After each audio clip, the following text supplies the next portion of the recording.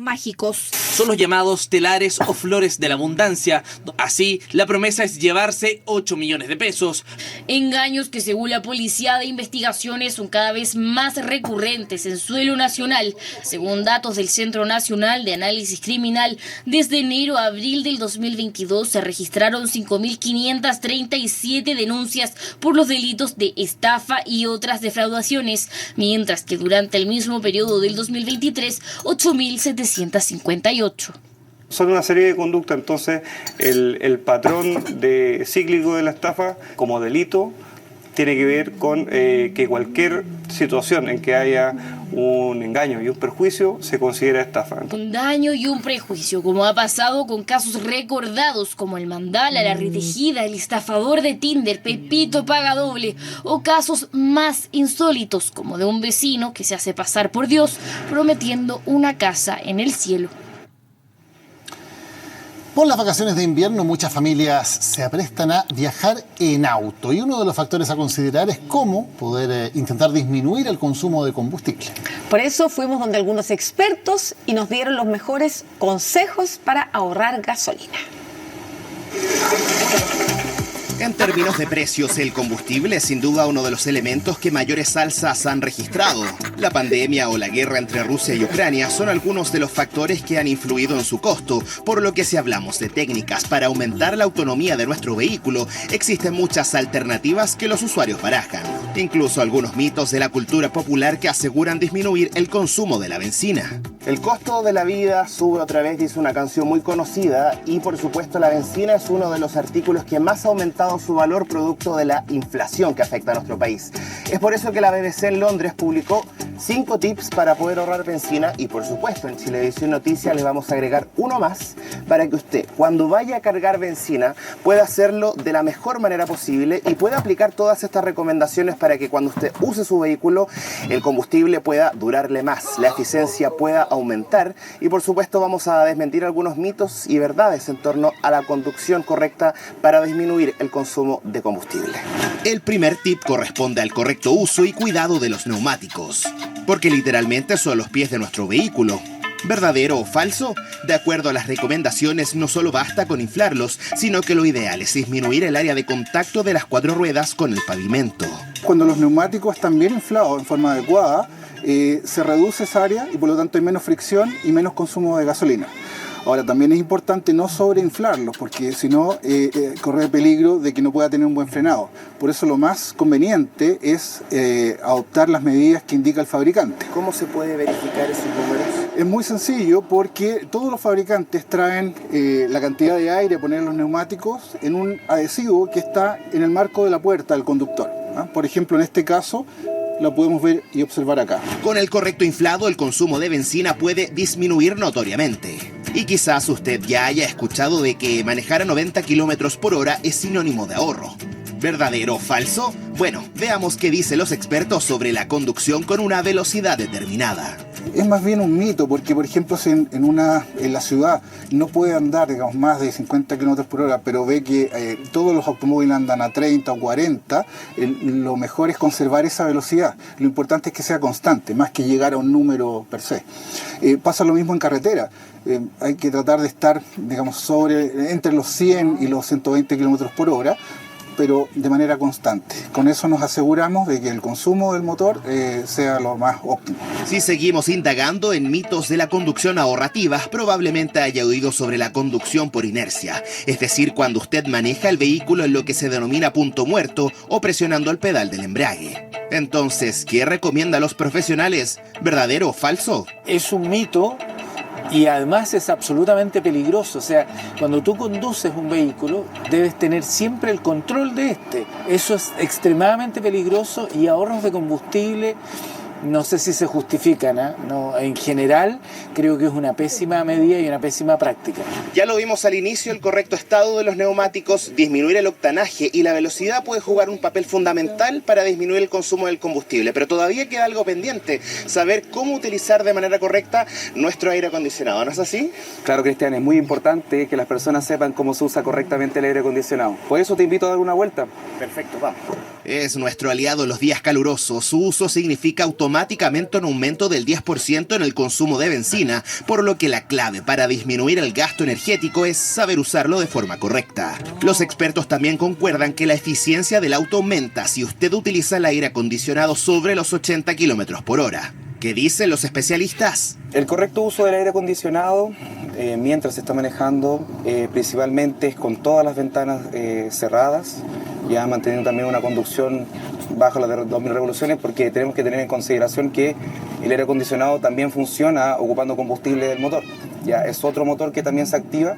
Entonces, manteniendo las revoluciones bajas, las ventanas cerradas, vamos a optimizar mucho más nuestro consumo de combustible y además de eso el aire acondicionado. ¿Y qué pasa si tiene en la mira su próximo vehículo y lo que busca es eficiencia? Quizás haya oído que los vehículos de menor cilindrada a la larga son menos eficientes por el esfuerzo que hace el motor, pero si considera una opción que incluya el denominado turbo, ¿es o no una inversión a largo plazo? En algunos casos es un poco más caro, pero después se puede ver también reflejado en los números. ¿Ya? Tenemos vehículos que son de cilindradas pequeñas, pero que tienen motores turbos, por ende el combustible también se ve mucho bien disminuido en cuanto al consumo. Ya los motores turbodiesel también ayudan bastante. Opciones hay muchas, recomendaciones también, pero la decisión final solamente la toma usted.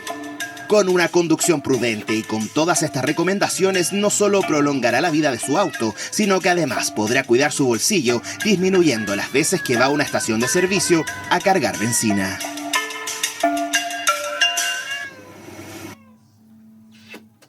Aquí, pasando de sentirme un máquina de la tecnología a un loser que tiene que pedir ayuda a media familia. Así, en lo que surge un problema. Por eso, porque pasa muy rápido, pásate a Panda. Panda Dom Suite de seguridad. Protección antivirus en tiempo real, VPN Premium, gestor de contraseñas, control parental. Tu día a día mejor con Panda.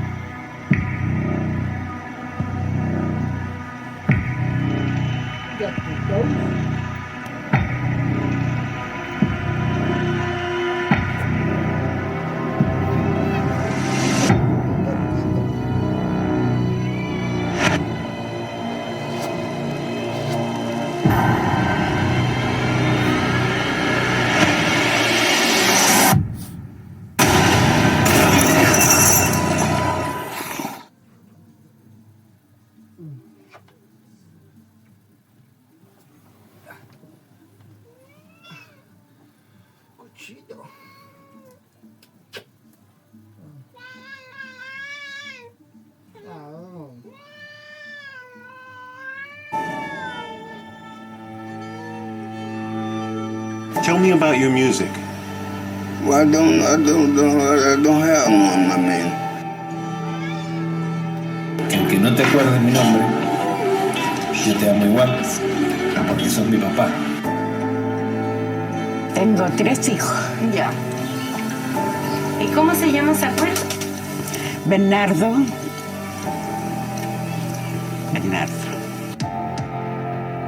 Han pasado más de 100 años desde que el neurólogo alemán Alois Alzheimer identificara la enfermedad que lleva su nombre. The first drug to slow the progression of Alzheimer's disease now has full approval from the FDA. Hoy, por primera vez, una droga permite hacer más lento el avance de este trastorno neurodegenerativo que termina por borrar los recuerdos de las personas. Leqembi es el nombre comercial que ya fue aprobado por la Administración de Alimentos y Medicamentos de Estados Unidos y podrá estar a disposición de los pacientes. Es importante.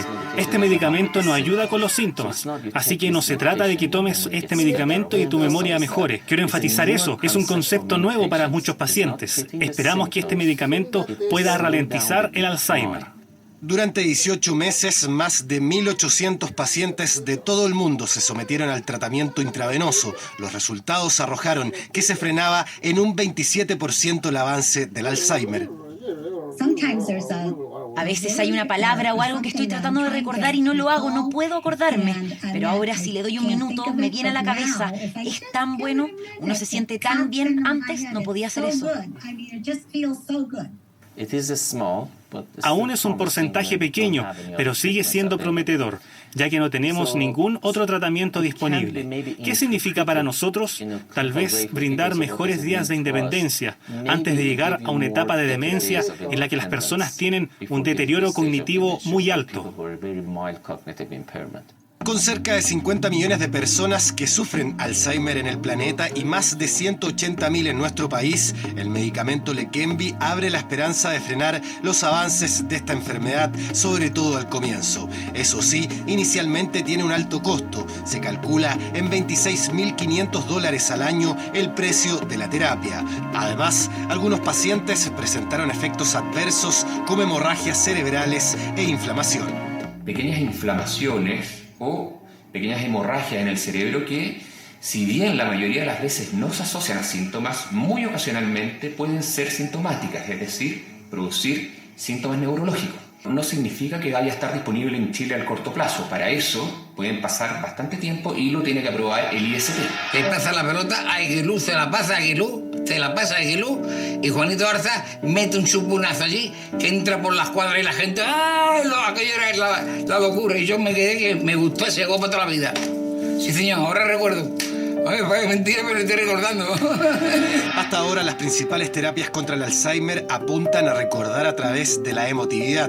La revista Libero de España, por ejemplo, acondicionó su contenido con el fin de estimular la memoria de los pacientes con momentos claves del fútbol, y este fue el resultado. ¿Y por la cara te suena quién es? Borussia Di Stéfano. Sí, sí. El gran gol de Cruyff a la Reina. Fue un centro desde la derecha que con el empeine hizo así, con el empeine hizo así. Otras terapias han utilizado la música, como bien queda retratado en el documental norteamericano Alive Inside, donde se muestra la reacción de pacientes con gran deterioro por el Alzheimer. Henry casi no se expresaba, y esto ocurrió cuando le pusieron temas de su juventud.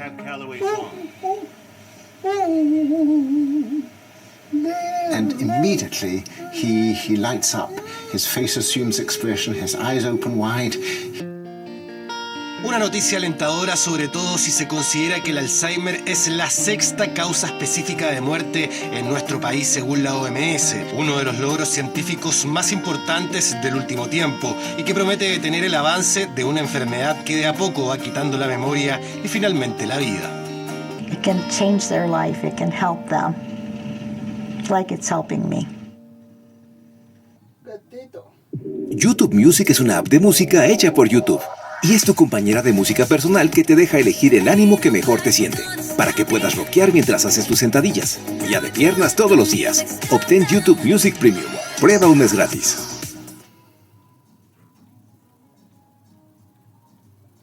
Gatito.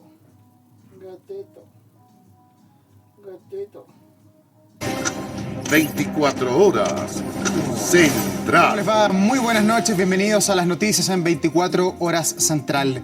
6 mujeres lo denunciaron y este viernes se acreditó que siempre dijeron la verdad. Por segunda vez, Martín Pradena fue declarado culpable de todas las agresiones sexuales de las que fue acusado, ratificando así su responsabilidad. La Fiscalía pide 40 años de cárcel a la espera de que el tribunal comunique la sentencia. Te dije el otro día, mal, dije, weón, me violaste. Yo no quería, no. Pensó que nadie le iba a creer, que pondrían en duda su verdad. Se sentía sucia, avergonzada, simplemente no pudo más. Su muerte expuso el primer caso, pero no era la única. Luego, otras 5 mujeres dijeron haber vivido lo mismo. Agresiones sexuales con un nombre en común, Martín Pradenas, y a quien el tribunal nuevamente declaró culpable. La convicción de que en esos delitos reiterados el justiciable tuvo una participación inmediata y directa, quedando desvirtuada la presunción de inocencia que lo amparaba al inicio del debate, se procederá a condenar a Martín Nicolás Ignacio Pradenas Dürer.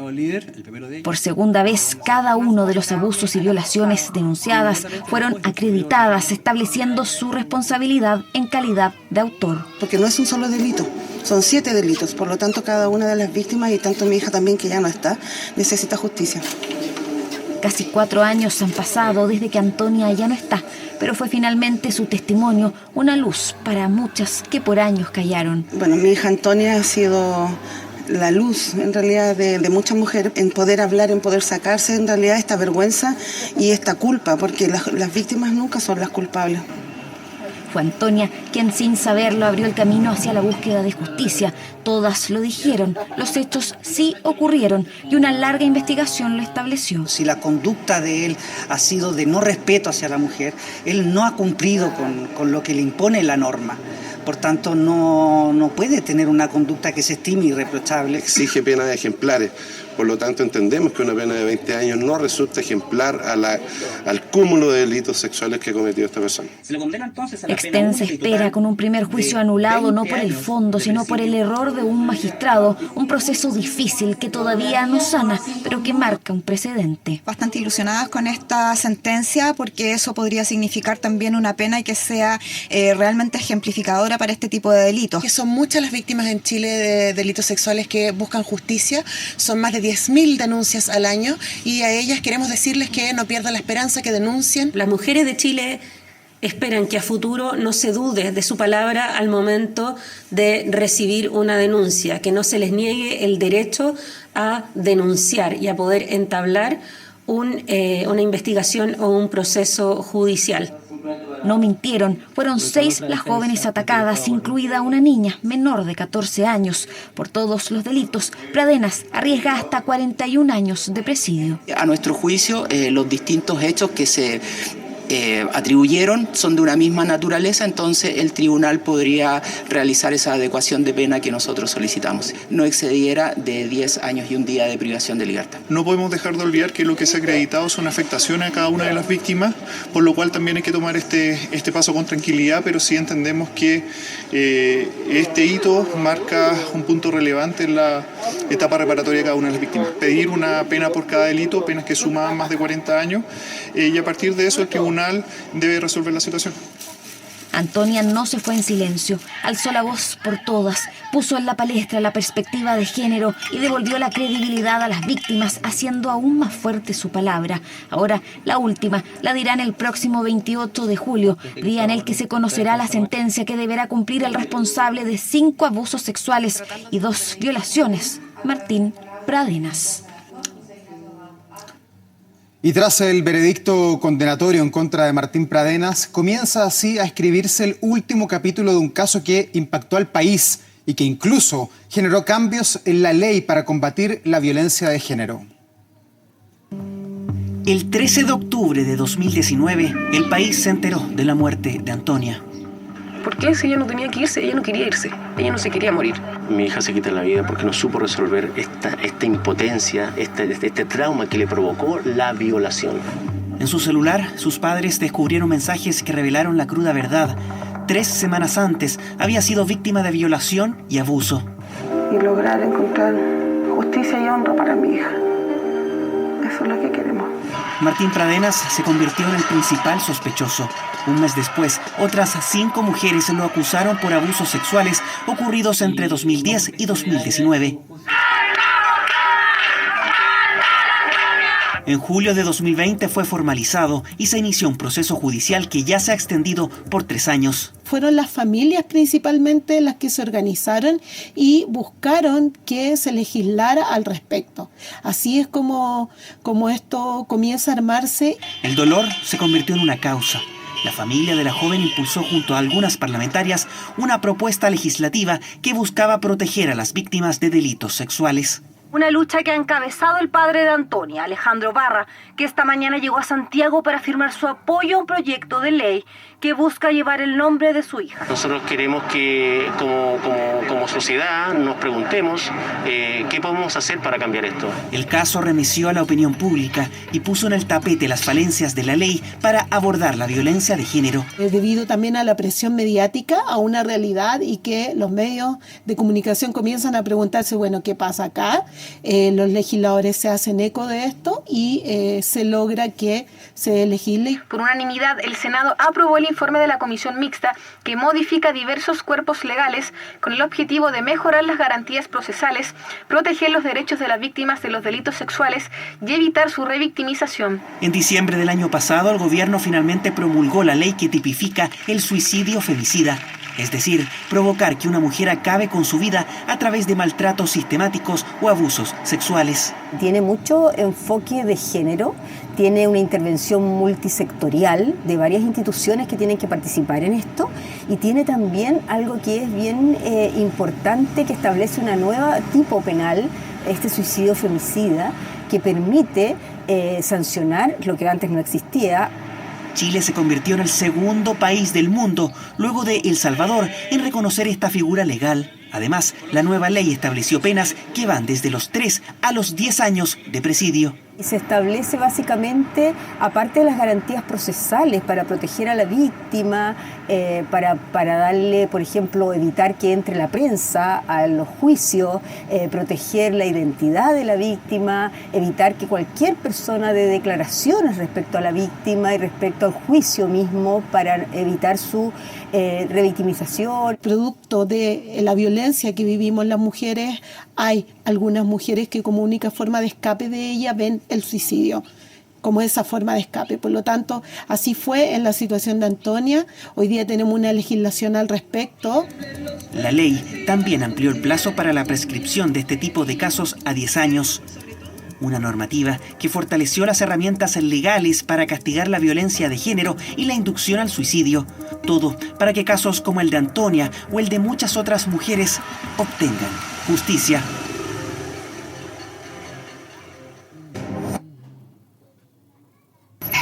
Disfruta con tu familia las fragancias de Airwick que vivirán en cada rincón de tu hogar.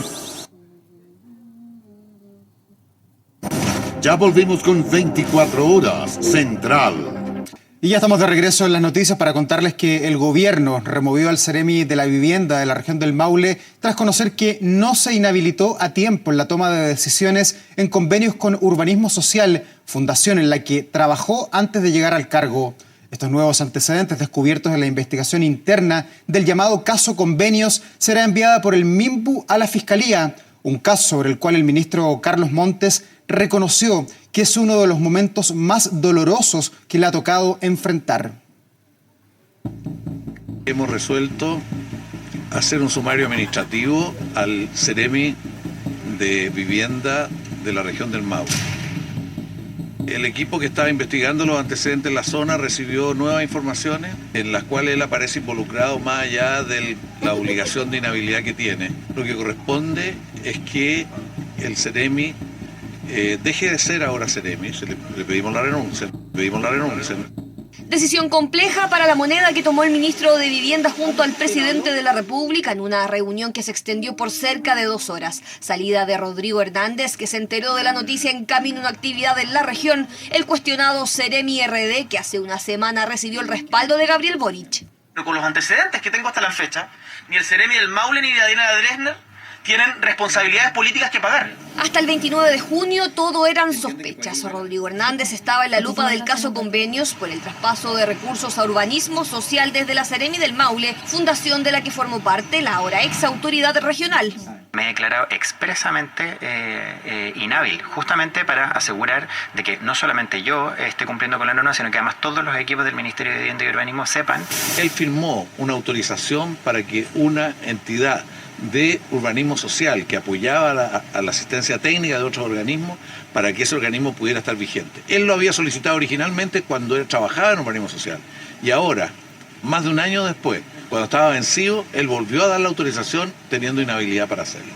Ese caso le costó el cargo a Hernández, autorización descubierta por el equipo investigador del Ministerio de Vivienda y la indagatoria que levantaron en el Maule, causa que se suma a la conocida la semana pasada, donde el MIMBU destapó que el cuestionado Ceremi no se inhabilitó a tiempo para la adjudicación de un convenio urbanismo social. Todos antecedentes que el gobierno enviará ahora a la Fiscalía. Tal como lo comprometió el ministro Montes, esta investigación avanza a paso firme, caiga quien caiga. Nos habría gustado siempre que fuera antes, pero bien por la petición. Estamos en presencia de una nueva voltereta del gobierno. Primero puso las manos al fuego por el Ceremi del Maule. Después inició un sumario administrativo y finalmente le piden la renuncia. Si el presidente dijo no meto las manos al fuego por nadie, ya se empezó a quemar una mano, pues. Cuestionamientos al llamado blindaje del Ejecutivo a la hora ex Ceremi de Vivienda, militante de Revolución Democrática, partido que sigue en crisis por el caso Convenios. Pero no tiene ningún comentario que hacer. Chiquillos, de verdad me están esperando acá, así que ¿Me dejan pasar, por favor? En serio. Después voy a hablar en otro momento. Chiquillos, de verdad, me dejan pasar que tengo una reunión ahora y me están esperando. Ya no voy a hablar ahora. No tengo nada más que agregar a lo que dije. ¿Cómo se recomponen las relaciones con el socialismo democrático? ¿Se entiende que no voy a hablar ahora? Todas las preguntas le complican al presidente de Revolución Democrática, que este viernes llegó a La Moneda para la habitual reunión del Frente Amplio con el gobierno, momento en el que enfrenta la crisis de su partido interna con el gobierno y con los partidos del oficialismo, donde hay voces que ven difícil una relación con RD. Ya es público lo que dije respecto del senador Latorre, conversé con él. Los partidos políticos tenemos una indispensable necesidad de dialogar. Me imagino que con diálogo vamos a poder resolver nuestras diferencias, como lo hemos hecho en otras oportunidades. Yo en particular no tengo diferencias ni discrepancias hoy día con los presidentes del socialismo democrático, hemos estado en constante diálogo y el lunes nuevamente nos vamos a volver a reunir. La crisis por el caso Convenios también fue analizada en el Consejo de Gabinete del Gobierno, instancia en la que el ministro Montes explicó la situación. La convicción de que lo que nos corresponde es actuar con plena transparencia, ser proactivos en que se establezca la verdad de estos casos y que si hay responsabilidades se sancionen en las instancias que corresponden.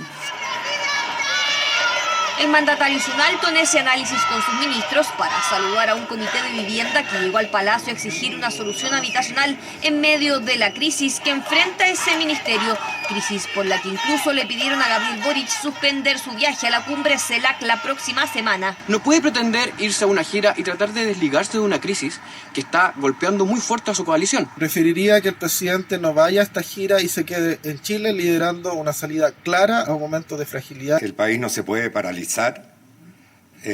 La gira que está pensada para Europa es una gira que se planificó con mucha anticipación. La agenda del gobierno sigue a pesar de la crisis desatada por el caso Convenios, que esta jornada vivió un nuevo capítulo, uno donde La Moneda tuvo que apartar a un tercer funcionario de gobierno por la causa. Las personas que no cumplen las normas tienen que ser sancionadas y él hoy día empieza a ser procesado justamente por eso. Y la verdad que esto es tremendamente doloroso. Ver que hoy día un grupo inescrupuloso empieza a operar y a manipular los recursos de la familia de campamento. El Seremi de Vivienda de la región del Maule se sumó a la lista de los caídos que hasta ahora completaba su par de Antofagasta y la ex subsecretaria de Vivienda. Y seguimos en este mismo tema porque 3 semanas han transcurrido desde el caso Convenios y 9 regiones se han visto vinculadas a eventuales hechos de corrupción. Se investigan 7 traspasos que involucran a una autoridad regional y 8 instituciones del Estado. Un escándalo político en el que ahora también se investigarán los movimientos efectuados durante el gobierno de Sebastián Piñera. Las investigaciones continúan ante alertas diarias por eventuales irregularidades que involucran el traspaso de fondos públicos hacia fundaciones, presuntos delitos de corrupción que complican al gobierno de Gabriel Boric, pero que por primera vez en el caso Convenios salpicó a la administración Piñera. La Fundación Arquiduc está en la mira de la Fiscalía Regional de O'Higgins por convenios millonarios con la Seremi de Vivienda en 2021. El entonces director del Serviu, Manuel Alfaro, firmó el acuerdo con quien dirigía la organización y también había participado del gobierno regional y del Servicio de Educación Local el militante DRN, Carlos Acuña. Pero atención, porque en el directorio de la organización había otro nombre relevante, el jefe de gabinete de Alfaro, Gustavo Villalobos. A través de Twitter, el exdirector del Serviu aclaró que Villalobos inhabilitó de cualquier aspecto relacionado a este convenio 2 meses antes a través de una carta. Vengo a invocar el deber de abstención respecto a tomar conocimiento, participar en alguna decisión o actuación de cualquier materia relacionada con dicha fundación. La fundación debía en un primer convenio por más de 65 millones de pesos encargarse de la instalación de luminarias integradas, pese a que la institución no tenía ninguna expertise en el tema. En un segundo acuerdo por más de 56 millones de pesos, se establecía que la institución debía desarrollar programas de intervención educativa que acusan solo se ejecutó un 40%. Vinieron 2 o 3 veces más a hacer reuniones, después dijeron que el tema de la luz no había salido porque como era inestable acá. Y después quedaron que iban a venir una vez al mes y ya ahí nunca más nada. Desconocíamos de qué trataba el programa en sí, porque fue que aparecieron de la nada y después desaparecieron también como aparecieron.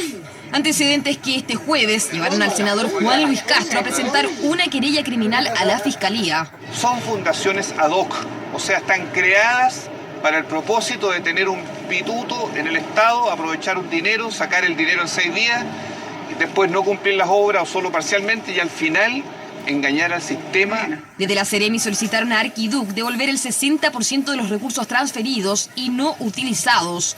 Nueva investigación del Ministerio Público por la que desde el Ejecutivo reiteraron presentarán colaboración indistintamente de la fuerza política que se vea involucrada. En eso tenemos que tener un solo estándar. Este gobierno jamás va a jugar al empate.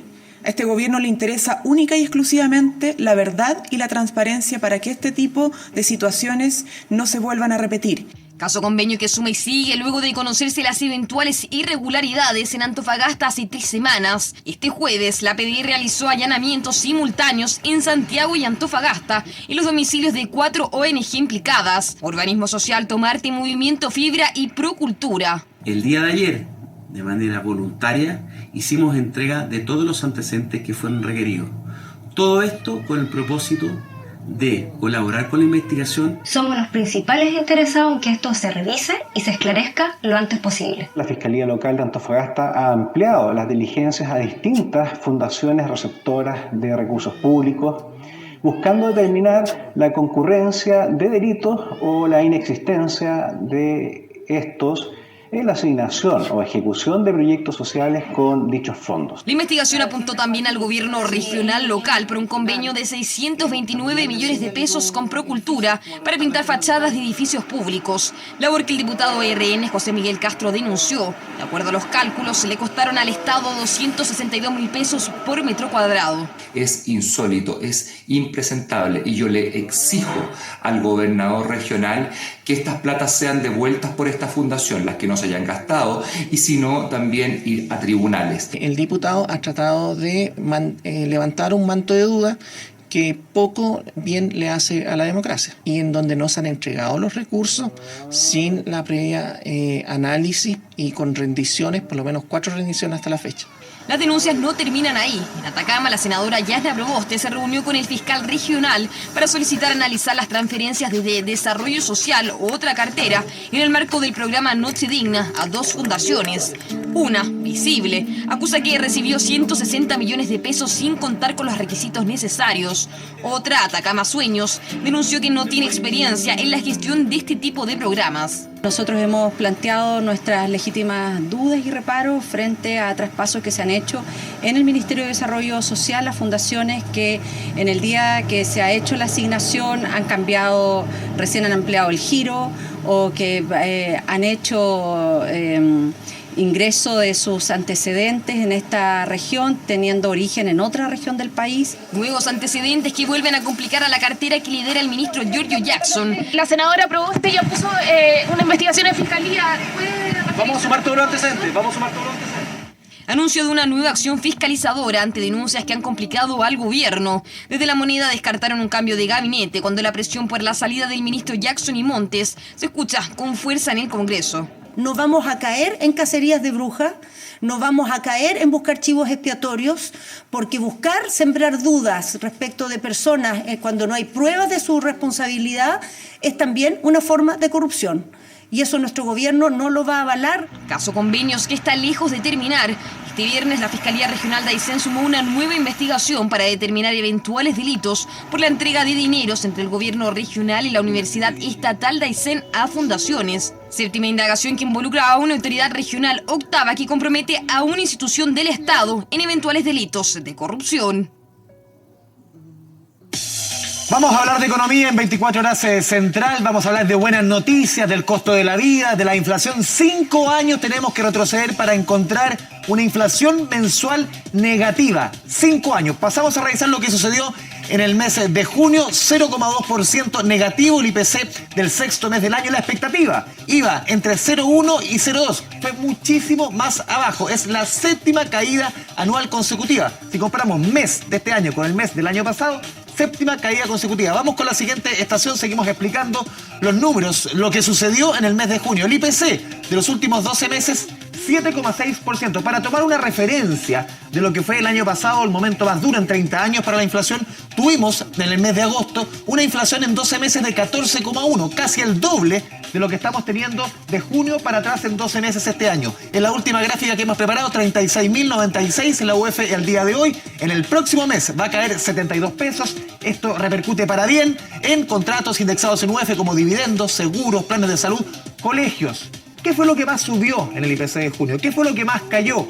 El efecto en la UF en la nota de Felipe Gallego. Ni siquiera el más optimista esperaba que el IPC de junio fuera tan bajo. El menos 0,2% informado por el INE fue una sorpresa positiva para los chilenos y consolida la tendencia a la baja en el costo de la vida. ¿Qué vieron económico?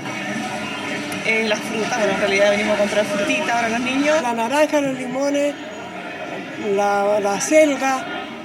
¿Eso es lo que ha bajado? Sí, yo he comprado 2 kilos 1000, ¿sí? ¿Los limones? Los limones, compro en la feria en todo caso. Ya, pero tan barato, se nota. Tan barato, los plátanos igual.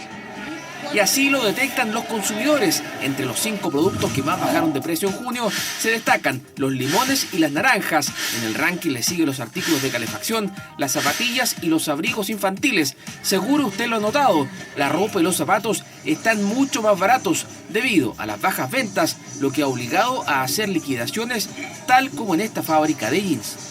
Las ventas han sido muy bajas, estamos tirando ofertas.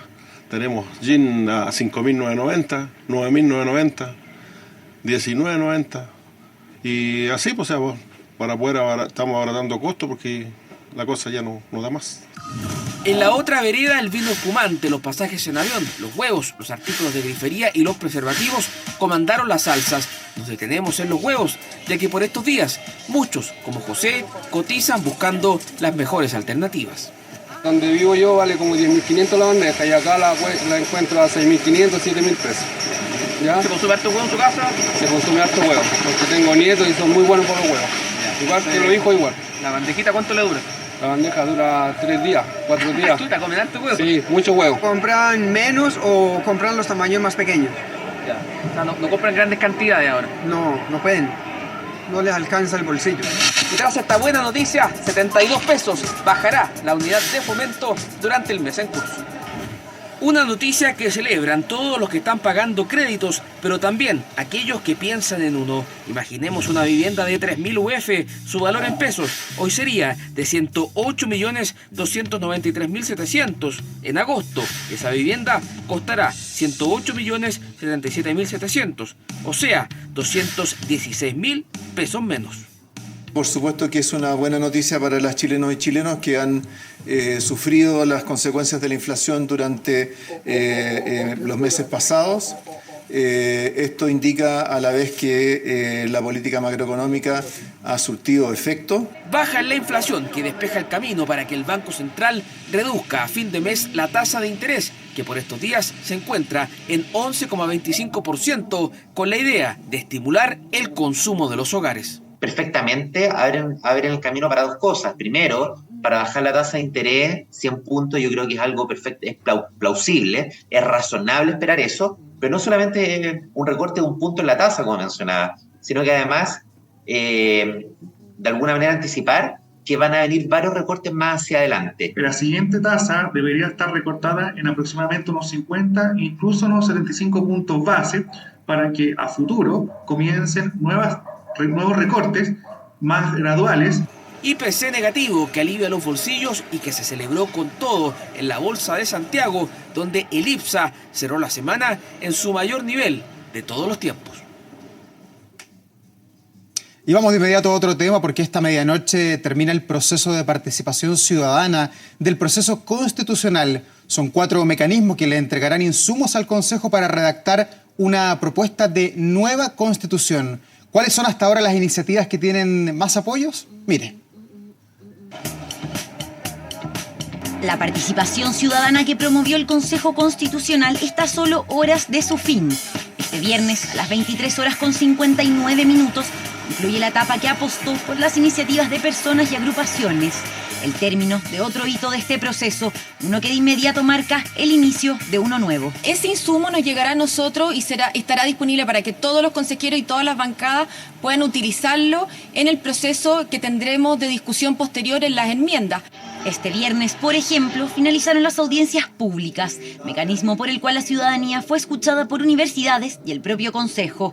Más de 1.800 se realizaron con el fin que organizaciones civiles expresaran sus comentarios ante el órgano redactor. Donde uno agradece tener esa oportunidad de escuchar las ideas y de ver lo que la ciudadanía requiere que uno incorpore. La responsabilidad del triunfo de este proceso no solamente recae en el Consejo Constitucional, sino que cae en todos los ciudadanos y ciudadanas a través de la participación. Otro mecanismo, quizás el más conocido, son las iniciativas populares de norma.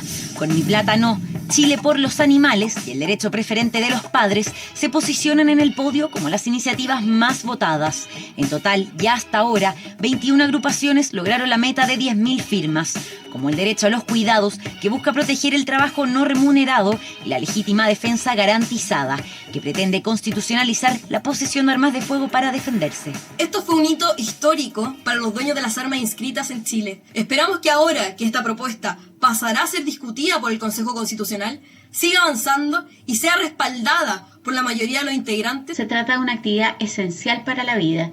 Por eso sostenemos que el Estado debe reconocer el valor y la función social de los cuidados, promover la corresponsabilidad y también reconocer como un trabajo las labores de cuidados que realizan principalmente las mujeres.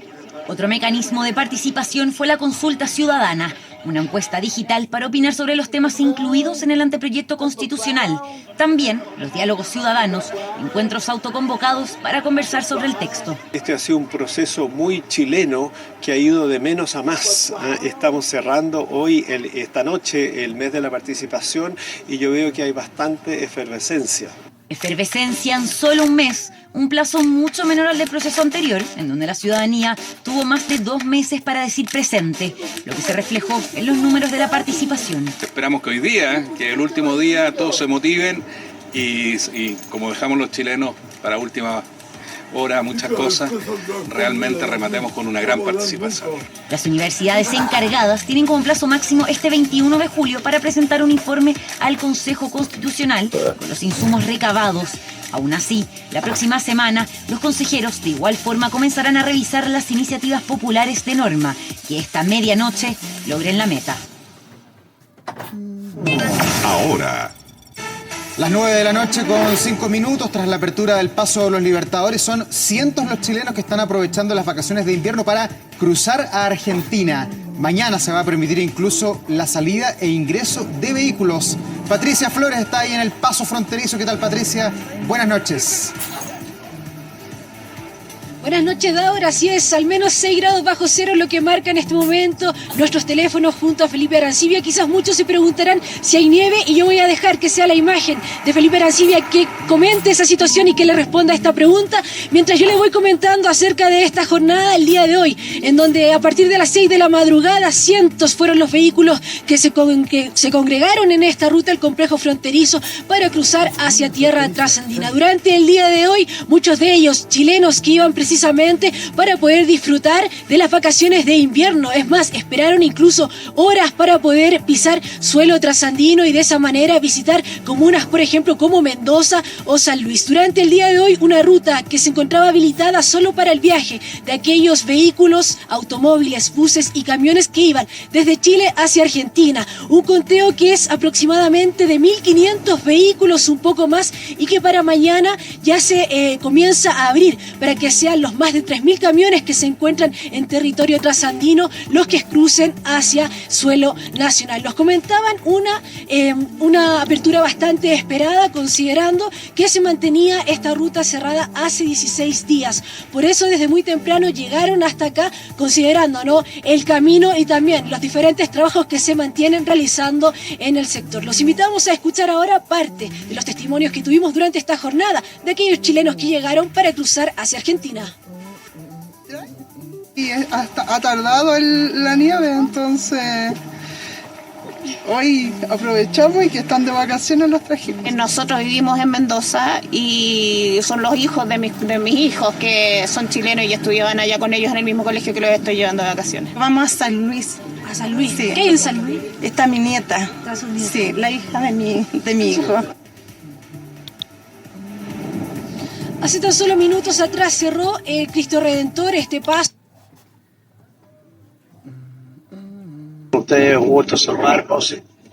Les quería quitar unos minutos, parte de su tiempo y que me ayuden a vender esta miel de dulce, a comprarla, cuesta 6.000. Hace tiempo que no hacía un video, hice otro, parece que no lograron captar la atención, quizás el día llueve, me llueve sobre mojado, lo decía antes, tengo poco ánimo, y lo peor es que estoy perdiendo la sonrisa, aquella que ha sido parte de mi vida y me ha permitido ganarme el pan de cada día con la sonrisa, el optimismo. Así que esta miel cuesta 6.000, por favor, una hora dulce, molesto más, y me pueden hacer los pedidos. Se los voy a agradecer, tengo harta. Así que nada más, que les vaya bonito, que tengan una terrible semana. Y nada, estoy haciendo este video de pie, absolutamente de pie, bajo el agua, bajo la lluvia, y de verdad lo estoy haciendo de pie, pero noqueado. Por favor, ayúdenme. 6.000 pesos.